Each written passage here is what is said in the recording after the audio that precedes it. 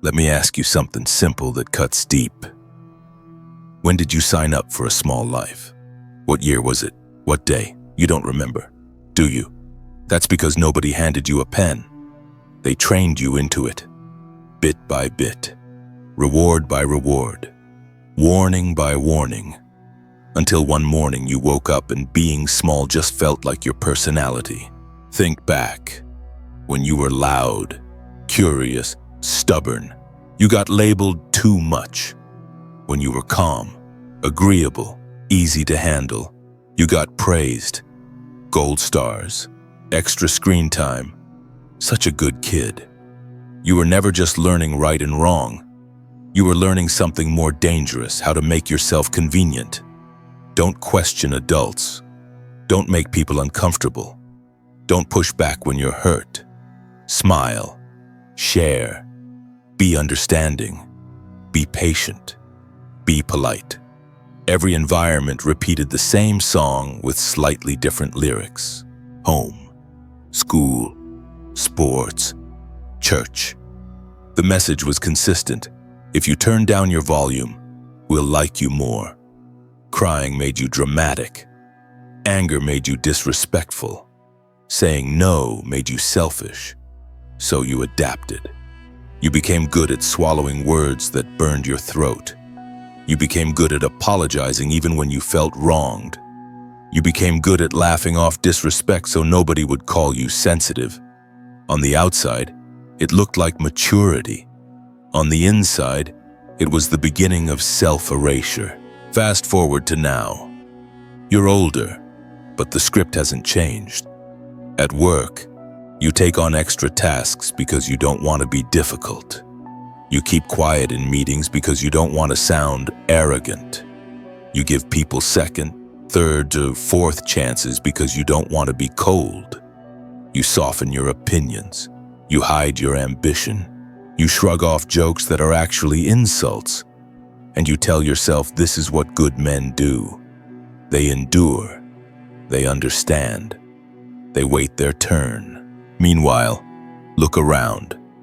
The promotion goes to the one who doesn't mind making others uncomfortable. The respect goes to the one who speaks with weight, not apologies. The attention goes to the one who shows up as a force, not as background furniture. You keep thinking, if I just keep my head down and do the right thing, it'll be my time. But if you're honest, how many years have you been telling yourself that? How many times have you watched bolder, sharper, less nice people walk off with results you worked for? Here's the bitter truth most people never say out loud. You were not just raised to be good. You were raised to be manageable. Your parents needed a child who wouldn't break them. Teachers needed classrooms that wouldn't revolt. Bosses need employees who don't create friction. Society needs citizens who obey more than they question. So the traits that make you dangerous in a good way, your intensity, your boundaries, your refusal to accept nonsense, got painted as flaws. And the traits that make you easy to control got sold to you as virtues. This is where Machiavelli steps in as a rude awakening. He wasn't romantic. He looked at human nature the way a surgeon looks at an open chest.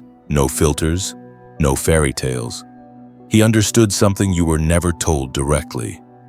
Leaders preach obedience because it keeps their world stable. They tell the crowd to be peaceful, patient, forgiving, endlessly understanding, while they themselves move with calculation, selectiveness, and cold timing.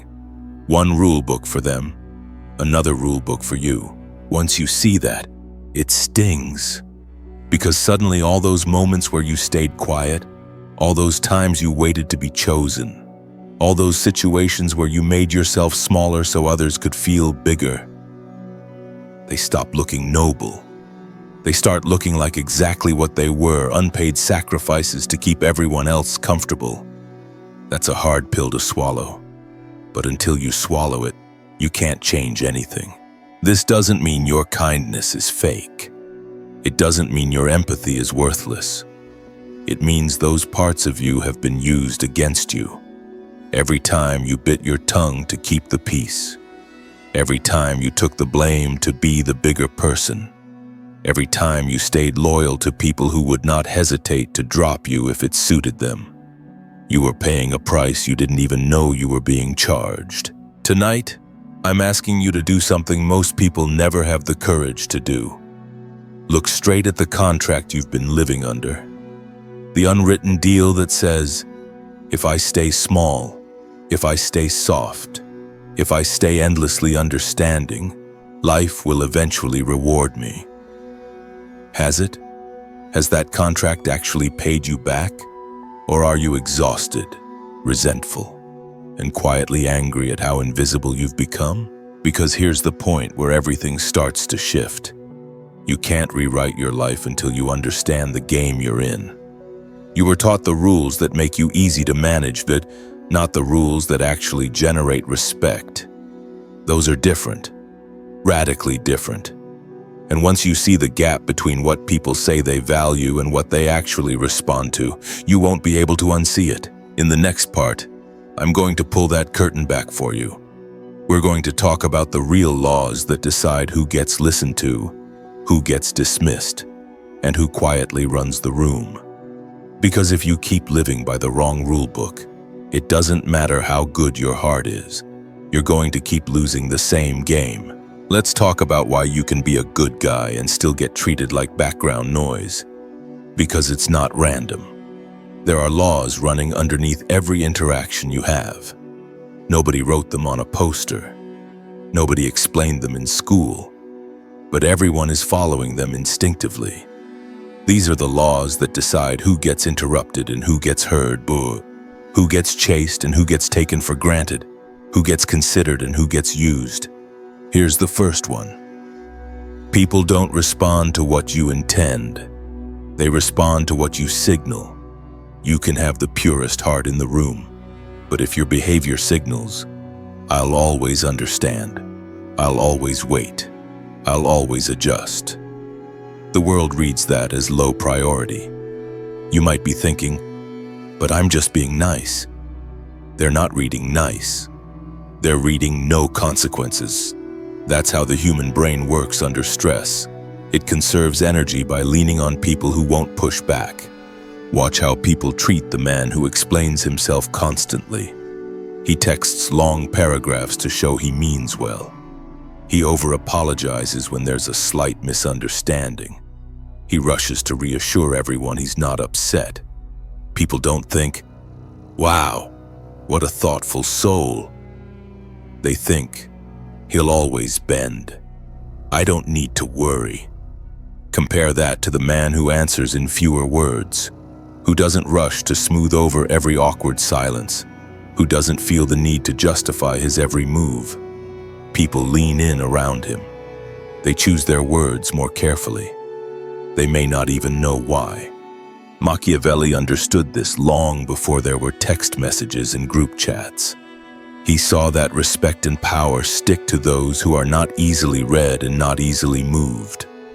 In modern language, that means this: if people can predict exactly how you'll react, always agreeable, always available, always forgiving, they stop respecting you. Predictable equals controllable. Controllable equals forgettable. Another hidden law: scarcity creates value. You learn to be constantly reachable, constantly helpful, constantly ready to listen. You thought that would make people cherish you.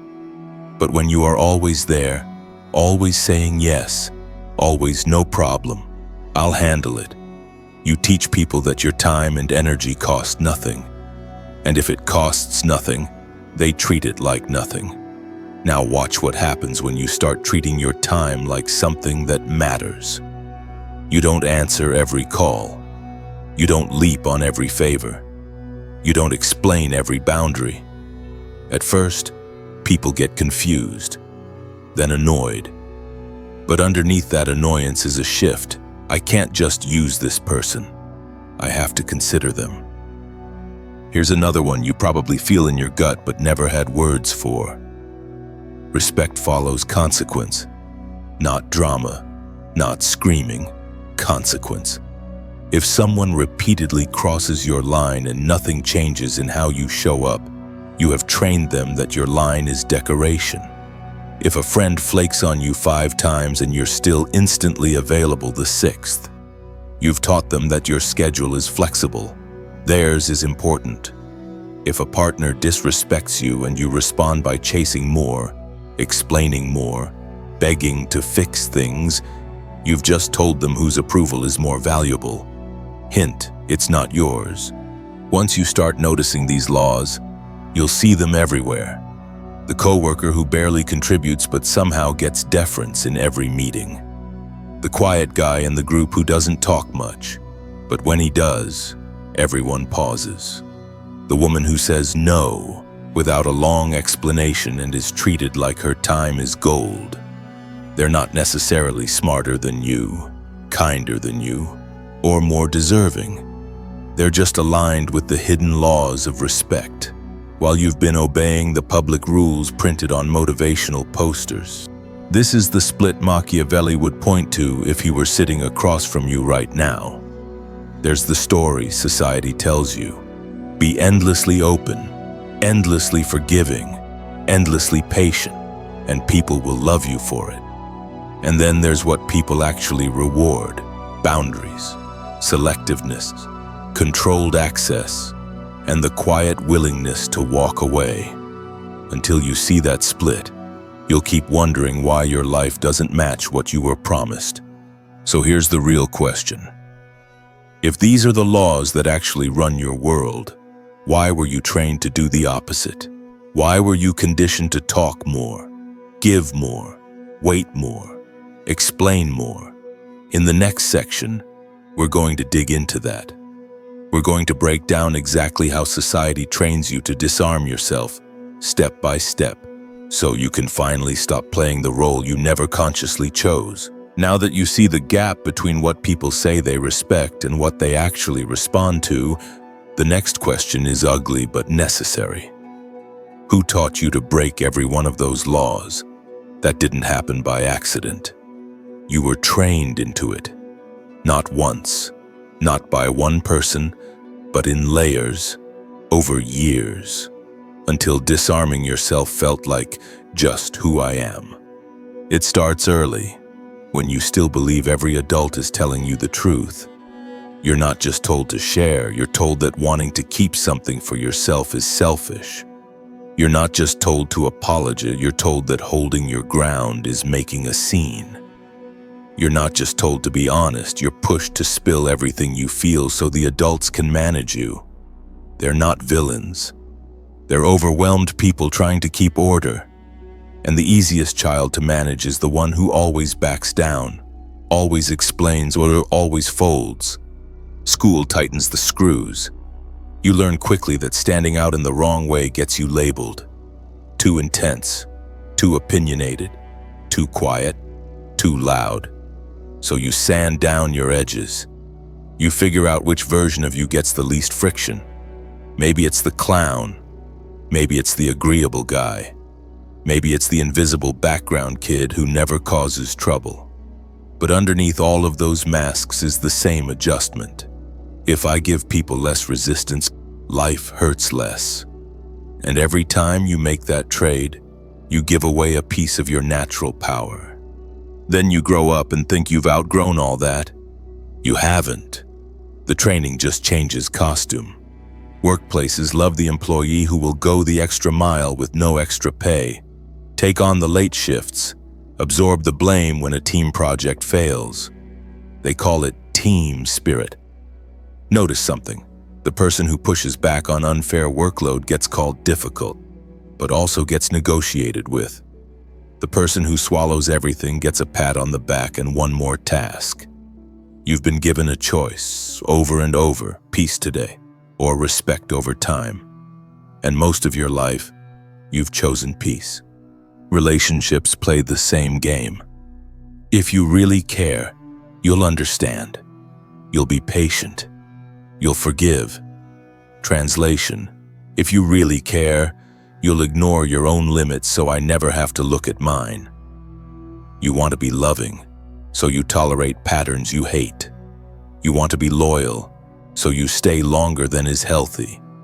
You want to be supportive, so you listen for hours to people who wouldn't give you 10 minutes if roles were reversed. You call it love. They experience it as free access. The culture reinforces it. Movies and shows glorify the selfless, endlessly forgiving character who stands in the rain and waits. Social media feeds you quotes about being the bigger person, choosing kindness no matter what, loving without conditions. Sounds beautiful, but ask yourself, how often do those posts talk about boundaries, consequences, walking away? Almost never. Why? Because unconditional softness is aesthetically pleasing and politically safe. A population full of people with sharp boundaries is harder to control. This is where the Machiavellian lens becomes brutally clarifying. He saw that rulers, priests, and power brokers all did the same thing. They preached a code to the masses that kept them obedient, patient, forgiving, and easy to direct, while privately operating on a code built around leverage, timing, and self-interest. That pattern didn't die with kingdoms and castles. It just got rebranded as being a good person. Think about the phrases you grew up with. Don't make a fuss. Just let it go. Be the bigger man. Don't be selfish. On the surface, they sound like moral advice. Underneath, they do one thing extremely well. They talk you out of asserting yourself. They talk you out of saying no. They talk you out of remembering who hurt you and adjusting accordingly. They talk you out of using anger as information that something is wrong and needs to change. By the time you're an adult, the program is so deep you don't even need anybody else to enforce it. You police yourself. You feel guilty for resting. You feel guilty for saying no to a favor. You feel guilty for walking away from one-sided friendships. You feel guilty for wanting more. Nobody has to chain you anymore. You've internalized the guard. And here's the part that should make you stop and go cold for a second. As long as you keep running that program, nothing needs to conspire against you. You will sabotage yourself on autopilot. You will talk yourself out of opportunities. You will excuse people who damage you. You will volunteer for roles that drain you. The system doesn't have to punish you. It just has to keep you believing that strength is selfish and self-respect is cruelty. Once you see this conditioning for what it is, domestication, not enlightenment, you can't unknow it. You start to notice every time someone tries to push the old buttons. Don't be like that. Why are you being so cold? You've changed. Translation: you're not as easy to handle as you used to be. That's the moment most people fold and go back to being agreeable. That's also the moment a Machiavellian mind wakes up and says, "Good, the spell is breaking." So the real issue isn't whether you're a good person. You already are. The issue is whether you're willing to stay disarmed just to keep other people comfortable. In the next section, we're going to start rewriting that script. We're going to talk about what it actually means to shift from nice to strategic, to keep your conscience, but surround it with steel. Up to now, we've been pulling apart the lies. Why you were trained to be small. Why people don't reward what you were told they reward. Why you keep paying in respect for the privilege of being easy to deal with. That's heavy. If we stopped here, you'd just feel exposed and angry. So this is the turning point. This is where you stop being a domesticated nice guy and start becoming something much more dangerous in the best way, strategic. First, let's clear something up. You do not need to erase your kindness to become powerful. You don't have to kill off your empathy, your loyalty, your softness. Those are not the problem. The problem is that you've been running them at maximum volume with no filters, no conditions, and no self-protection. It's like walking into a storm naked and then wondering why you keep getting cut by flying glass. The answer is not stop going outside. The answer is put on armor and choose when you step out. Think of it like this. Your core stays clean, your edges get sharp. You still value honesty, but you no longer dump your entire mind on anyone who asks how you're doing. You still care about people, but you no longer sacrifice your sleep, your money, your peace for anyone who snaps their fingers. You still believe in loyalty, but you require mutual respect and consistency before you offer it. The same traits you used to give away cheaply become rare, deliberate, and powerful. This is the part where a lot of men get stuck because they only see two roles. Be the harmless good guy, or become the villain. Machiavelli, if you strip away the myths, offers a third option. Be the man who understands how the game works, but chooses how far he's willing to go. You don't have to manipulate. You don't have to lie, cheat, or play puppet master. You just stop pretending the world runs on fairy tales and start making decisions based on what people actually do, not what they say. A strategic man doesn't ask, "What will make everyone like me?" He asks, "What protects my long-term position? What preserves my energy? What keeps my self-respect intact?" Sometimes that answer will still be kindness. Sometimes it will be distance. Sometimes it will be silence. Sometimes it will be a hard no with no further explanation. The difference is that you're no longer operating on reflex. You're choosing. You'll notice something strange when you start living this way.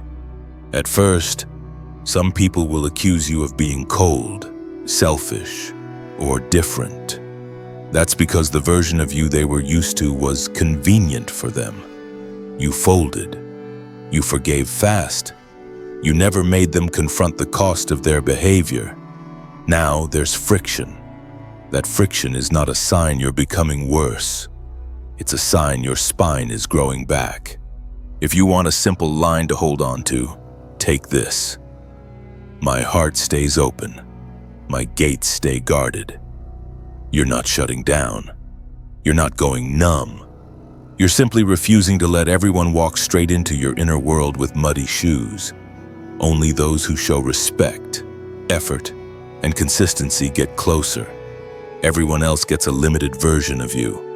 From here on, everything in your life gets filtered through that lens. And we start with the most fundamental layer: your words, your truth, your inner world. Because the fastest way to weaken yourself is to hand out your thoughts, plans, and fears like free samples.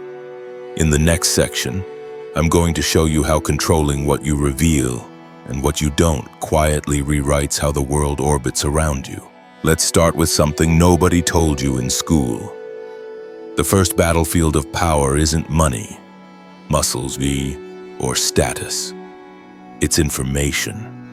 What you say, what you don't say, who knows what, who never will.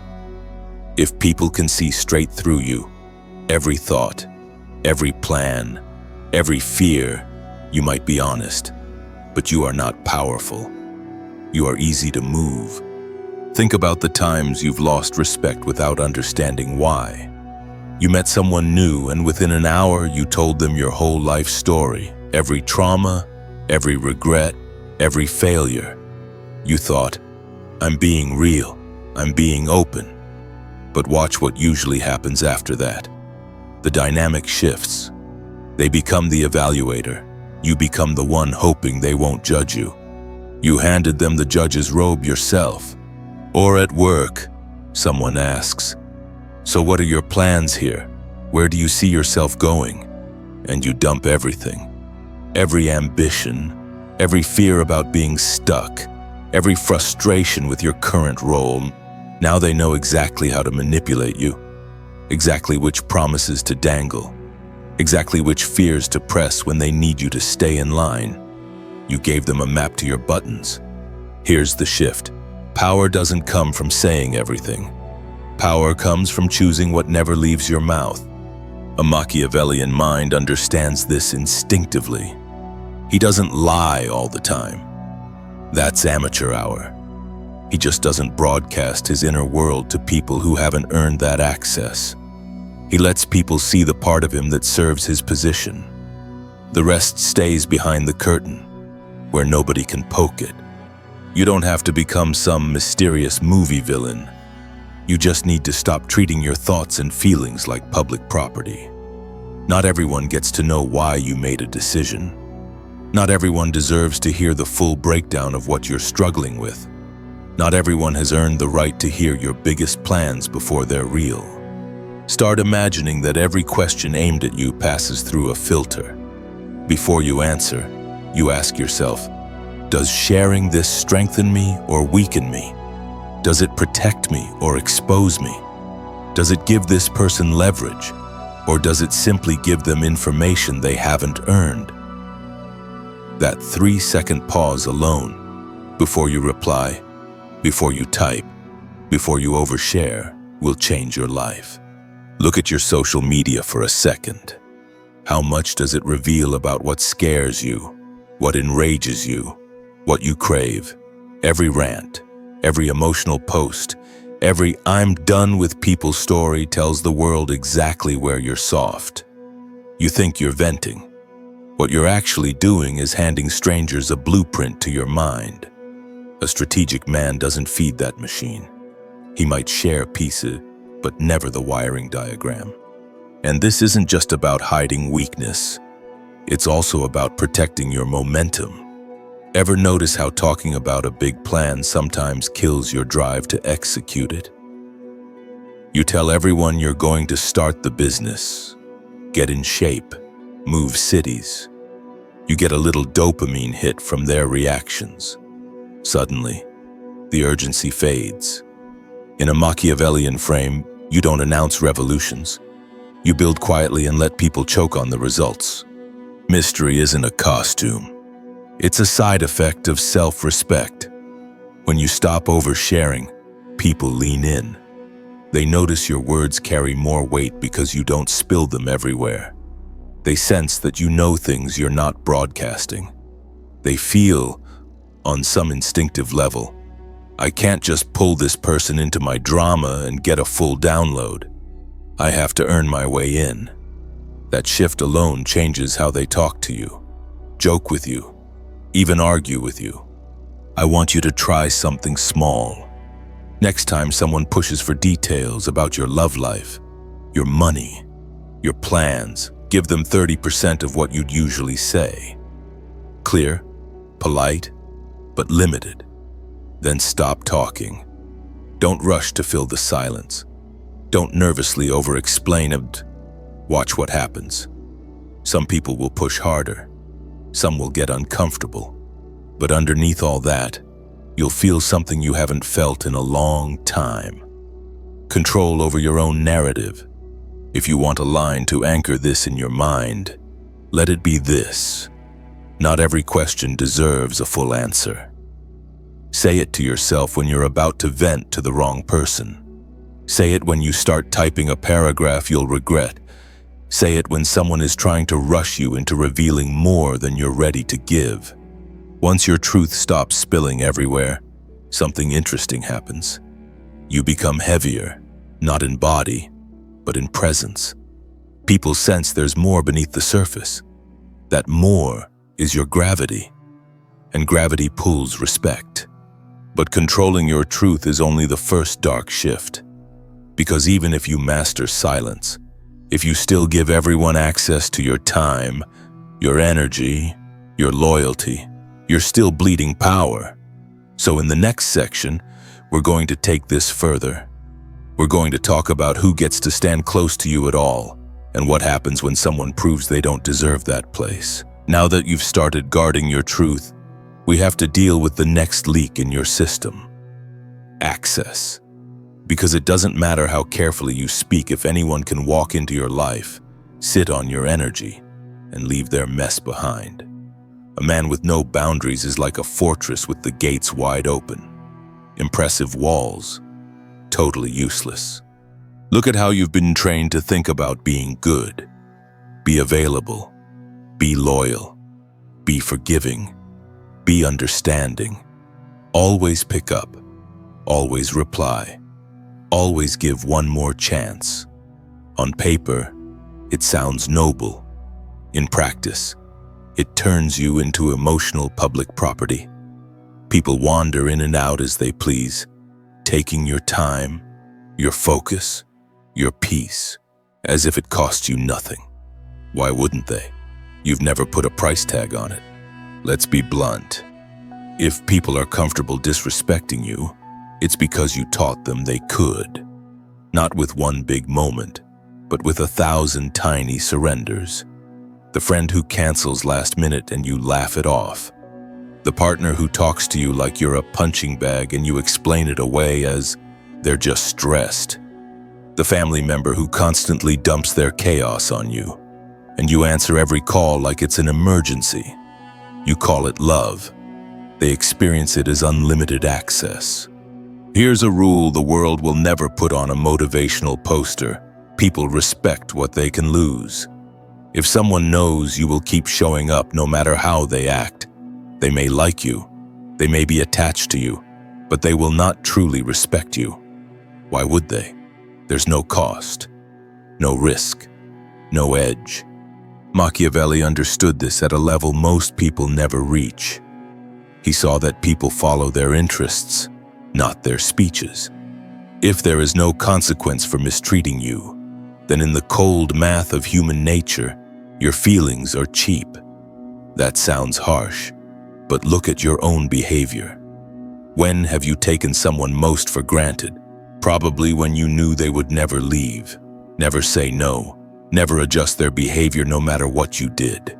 Selective loyalty is how you step out of that trap. Not never loyal. Not loyal no matter what. Loyal where it's earned. You watch how people treat your time, your honesty, your effort, and you match them. If they show up late, they don't get prime access to your schedule. If they gossip about you, they don't get your secrets. If they break your trust, they don't get a second chance at the same level. You don't scream. You don't make a big show. You just calmly slide them further from the center of your life. Forgiveness changes too. You stop confusing forgiveness with resetting everything to zero. You can release the anger without reopening the door. I'm not mad anymore is not the same as here's my heart again. You're allowed to remember who someone has proven themselves to be and adjust accordingly. That's not bitterness. That's pattern recognition. Try this thought experiment. Imagine your life as a building with levels. Ground floor is casual access, co-workers, acquaintances, people you're still reading. Mid-level is close friends, partners, chosen family. Top floor is the inner circle, people who've shown over time that they protect you when you're not in the room, tell you the ugly truth when you need it, and never weaponize your vulnerability. Now ask yourself, who have you let ride the elevator straight to the top without earning it? Who have you left upstairs even after they've smashed the furniture more than once? You don't need to launch some dramatic purge. Machiavellian power is quieter than that. You start by changing your default. Stop assuming everyone deserves your loyalty in advance. Make them qualify.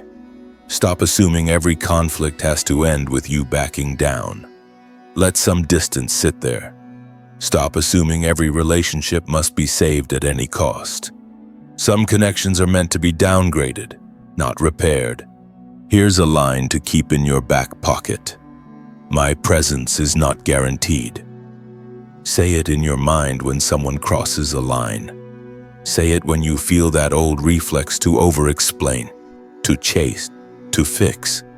You don't threaten, you don't beg. You just remember, you are allowed to leave. You are allowed to step back. You are allowed to choose who stands close to you. When people realize you can walk away, everything changes. Their tone changes. Their effort changes. Their honesty changes. They start to sense what you've forgotten for years. Your loyalty is valuable. Your attention is valuable. Your energy is valuable. And anything valuable has limits. Once you start tightening access like this, something powerful happens inside you as well. You have more time, more focus, more mental space. And that raises the next question. What do you do with all that reclaimed energy? Numb yourself with comforts, or build something that actually matters. In the next section, we're going to talk about that third dark shift, purpose and risk, and what happens when you stop living to feel safe and start living to become someone you'd respect. So now your truth is guarded, your loyalty is selective, your gates are not wide open. You've stopped bleeding power in 10 different directions. Good. But that creates a new problem most men never see coming. What are you actually doing with your life now that you're not busy cleaning up everyone else's chaos? This is where a lot of guys accidentally slip into numbness. They think, I'm cutting people off, I'm setting boundaries, I'm protecting my energy. And then they spend that energy scrolling, gaming, drinking, endlessly distracting themselves. You stop being a doormat, but you don't become anything else. You're less used, but you're also not moving. You've escaped the cage, but you're standing just outside the door. Here's the brutal truth. If you don't give your life a direction, the world will hand you one. Be comfortable. Don't think too hard. Just enjoy yourself. That's the modern lullaby. Constant entertainment, constant distraction, endless talk about happiness like it's a product you can order if you just get the right mindset. But look closely at the men you actually respect. Are they chasing comfort? Or are they carrying something heavier? Responsibility, discipline, a mission that actually demands something from them. There's a reason for that. Comfort is a short-term drug. Purpose is a long-term spine. You were taught to believe your time would come if you just waited. Be patient. Don't rush. Don't force things. Life will open doors for you. But if you look honestly at your own timeline, has that been true? Or have you been watching other people no smarter than you, step through doors you were standing right next to, simply because they moved first? Patience has been marketed to you as a virtue, and it can be. But for most people, it's just a polished word for fear. I'm waiting for the right time sounds better than I'm scared to fail. I'm scared to look stupid. I'm scared to start at the bottom. The problem is that life doesn't care about your story. All it sees is action or no action. A Machiavellian mind looks at time differently. He doesn't sit around hoping for a perfect moment. He understands that uncertainty is permanent. There is no version of your future where you feel zero fear, have all the information, and risk nothing. So he moves anyway. He takes shots other people only journal about. He doesn't confuse caution with paralysis. Ask yourself, how many ideas have you buried under the word someday? How many moves have you postponed into a fantasy future where you'll magically have more courage than you do right now?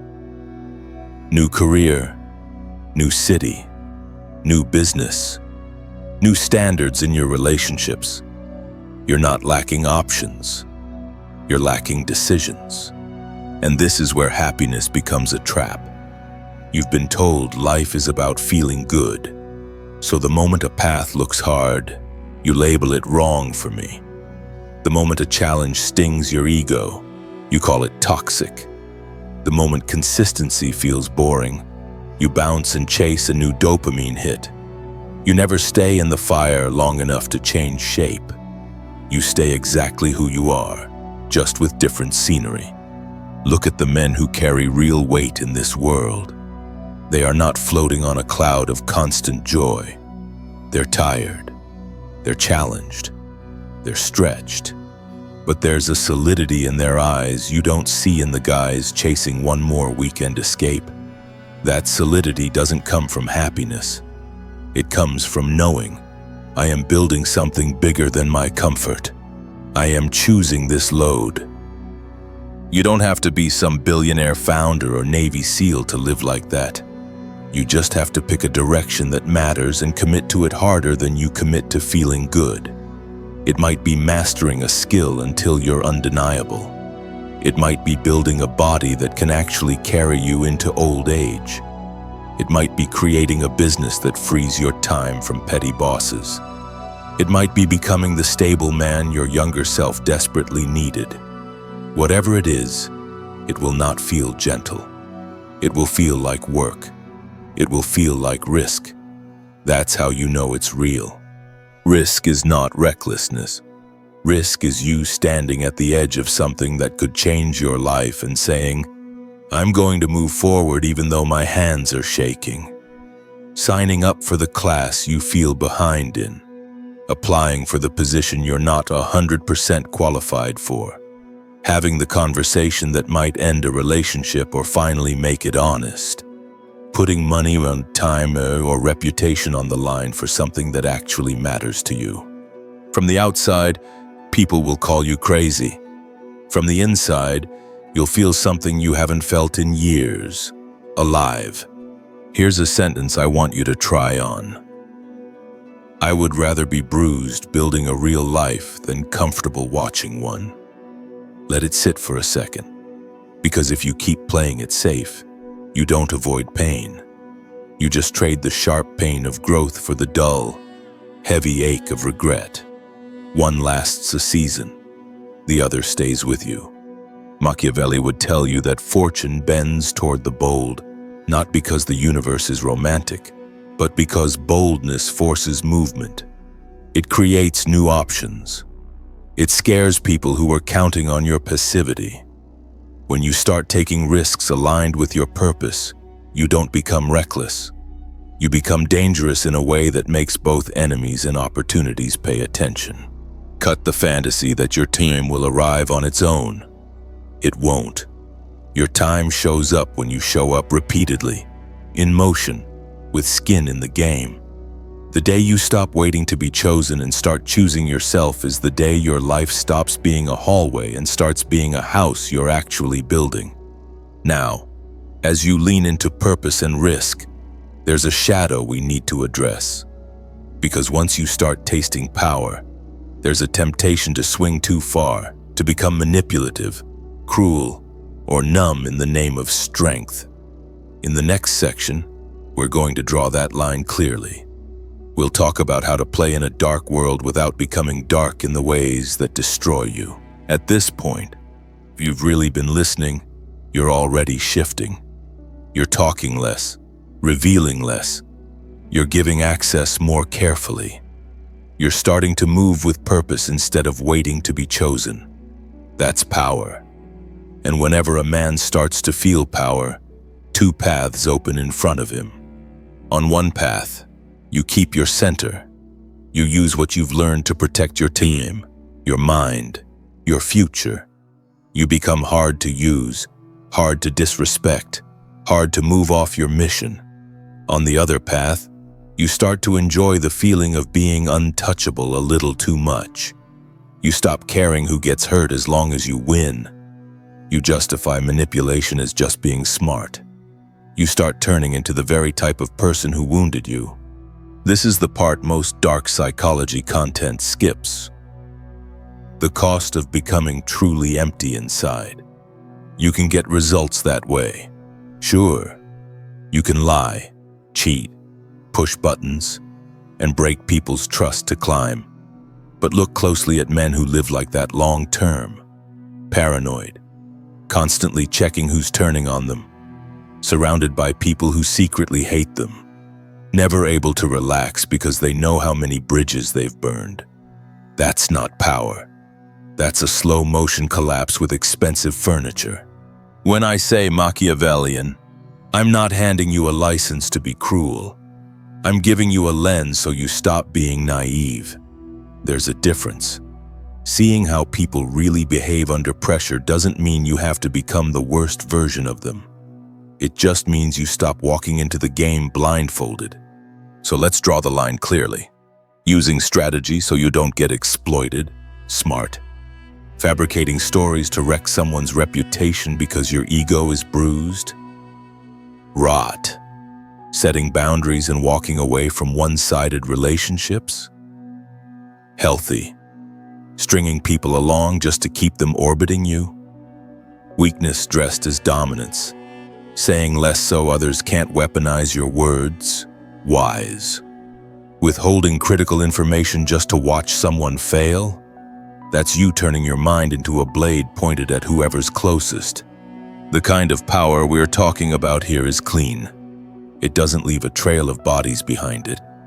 It leaves a trail of lines drawn, standards raised, and situations you simply refuse to participate in. The game is dark enough as it is. You don't have to add poison to it.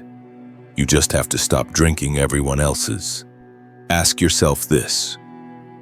If a younger version of you, 16, broken, confused, could see who you're becoming, would he feel safer, or would he be scared of you? You want him to feel this. Finally. Someone who doesn't let people walk over him. Someone who sees everything and still chooses not to become a monster. That's the balance. Clean power has a few simple rules. You don't hit first, but you don't stand there for the second punch. You don't volunteer your weaknesses, but you don't build intimacy on lies. You don't keep everyone, but you don't punish people for sport. You're willing to be alone if the price of company is self-betrayal. You adjust access, not humanity. A truly dangerous man in the best sense is very calm. He doesn't need to shout, threaten, or constantly prove how hard he is. The danger is in the fact that he sees clearly, he remembers, and he is willing to walk away from anything that drags him back into his old, powerless self. Everything we've talked about so far, controlling your truth, tightening your circle, choosing purpose over comfort, keeping your power clean, means nothing if it doesn't change the way you move in everyday life. So in the final part, we're going to bring this all the way down to earth. We'll talk about how you walk into rooms from now on, how you carry yourself, and what it actually looks like to live as a man who is no longer harmless, but still human. By now, you're not the same man who pressed play. You've seen how you were trained to be small. You've seen the real laws of respect. You've seen how you've been bleeding power through oversharing, overgiving, overweighting. You've seen what it looks like to live with purpose instead of drifting. And you've drawn a line between clean power and becoming a hollow manipulator. So the question is simple. Who are you going to be from this point forward? I want you to picture one moment, you walking into a room. Could be a meeting, a family gathering, a date, a party, whatever. The old you walks in scanning faces, checking the temperature, trying to be what everyone will accept. Shoulders slightly rounded, laugh ready. Apology loaded in the chamber just in case. You are in the room, but you are not really there. You're trying to survive it. The man you're becoming walks in differently. He doesn't need to perform. He doesn't need to dominate the conversation. He doesn't need to prove he's important. He knows what he's building outside that room. He knows what he will and will not tolerate. He knows that if this environment disrespects him, he can leave. That quiet knowledge changes everything. His shoulders are a little straighter. His eyes stay still a little longer. He speaks less, but when he does, it's not to fill silence, it's to land a point. That's the new oath. You stop entering spaces as someone asking to be approved, and you start entering as someone deciding what you'll participate in. You don't need to announce it. You don't need a speech. Your oath lives in small choices. You don't explain your boundaries to people who have already shown they don't care about them. You don't stay in conversations that keep shrinking you. You don't chase anyone who's comfortable losing you. You don't put your purpose on pause just to prove you're still nice. Machiavelli would look at this version of you and see what he always respected. A man who understands the game and refuses to stay a pawn. Not a tyrant, not a saint, a strategist with a spine. If you want it in one line, here it is. I move like a man whose absence is expensive. That's the energy. Not arrogant, not needy, but deeply aware that your time, attention, and loyalty actually matter. When you believe that, people feel it. Some will fall away. Let them. The ones who remain will treat you very differently. From here, your life doesn't change because of one big dramatic decision. It changes because every day you live a little less like the trained puppy and a little more like the architect of your own fate. Less explanation, more intention, less begging, more choosing, less waiting, more movement. If this hit you, don't just click away and forget it in 10 minutes.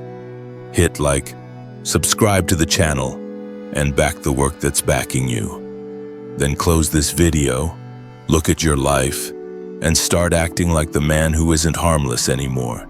He's awake.